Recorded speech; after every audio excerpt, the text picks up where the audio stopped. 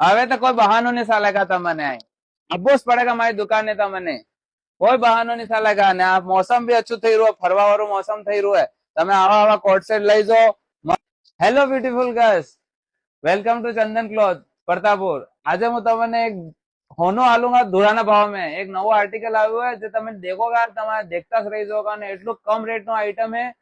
देखो તમે બતાડું pure cotton નો आवेगा कोट सेट है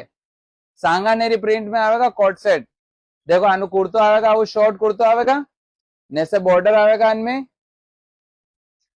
ने से आवेगा प्लाजो एक नंबर पैटर्न આવ્યું है प्योर कॉटन कपड़ू है ने रेट તમે સાંભળોગા ને તમને લાગેગા કે યાર આ શું રેટ है एकदम हस्ता में આવ્યું है एकदम कम रेट में माल है रेट में अभी आने वीडियो में નથી નાખી રહ્યો पर તમે डीएम करो मनु रेट તમને डीएम में बता दूंगा एकदम सस्ता रेट में अच्छो माल आली रो देखो कलर प्रिंट है सब આવી है धाकड़ धाकड़ एकदम हाँ देखो प्लाजो आवेगा प्रॉपर प्लाजो फुल घेर में आवेगा कलर देखो तमे आ सब कलर आवे इनमें माल देखो